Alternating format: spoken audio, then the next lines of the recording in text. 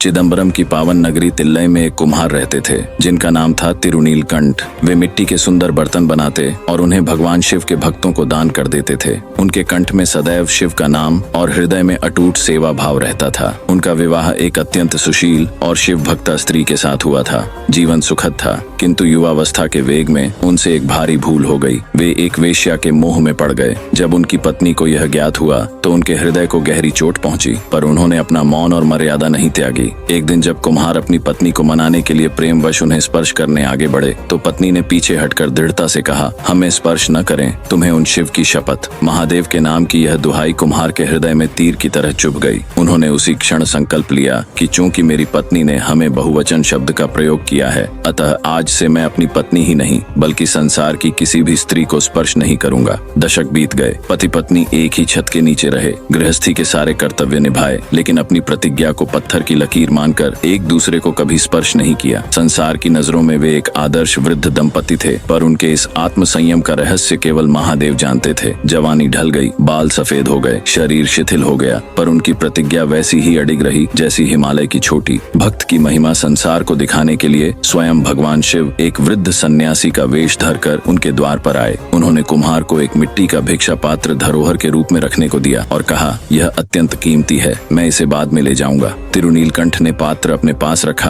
कुछ समय बाद जब शिव योगी वापस लौटे तो वह पात्र चमत्कारिक रूप से गायब हो गया। कुम्हार ने बहुत ढूंढा पर पात्र नहीं मिला। उन्होंने बदले में सोने का पात्र देने की पेशकश की, पर योगी अड़ गए कि उन्हें वही पुराना पात्र चाहिए। योगी ने कुम्हार पर चोरी का आरोप लगाया और मामला चिदम्बरम की न्याय सभा में पहुंचा। न्यायाधीशों ने आदेश दिया कि यदि तुम निर्दोष हो तो अपनी पत्नी का हाथ पकड़कर पवित्र तालाब में डुबकी लगाओ और शपथ लो। कुम्हार धर्म संकट में पड़ गए। यदि हाथ पकड़ते हैं तो शिव के नाम की ली गई पुरानी प्रतिज्ञा टूटती है, और यदि नहीं पकड़ते तो उन पर चोरी का कलंक लगता है। अंततः उन्होंने सभा के सामने अपनी गुप्त प्रतिज्ञा प्रकट की। उन्होंने और उनकी पत्नी ने एक बांस की छड़ी के दो अलग अलग छोर पकड़े और जल में डुबकी लगाई। जैसे ही वे जल से बाहर निकले, पूरा जनसमूह आश्चर्यचकित रह गया। बुढ़ापे की झुर्रियां गायब हो चुकी थीं और वे दोनों फिर से नवयौवन की कांति से चमक रहे थे। उसी क्षण आकाश से पुष्प वर्षा हुई और नंदी पर सवार भगवान शिव और माता पार्वती ने उन्हें दर्शन दिए। महादेव ने प्रसन्न होकर कहा, संसार को जीतने से कठिन अपनी इंद्रियों को जीतना है, और तुमने वह कर दिखाया। भगवान ने उन्हें नित्य यौवन का वरदान देकर अपने लोक में स्थान दिया। निष्कर्ष, यह कहानी हमें सिखाती है कि यदि अनजाने में कोई पाप हो जाए तो उसका पश्चाताप इतना कठोर होना चाहिए कि वह व्यक्ति को सामान्य मानव से महात्मा बना दे।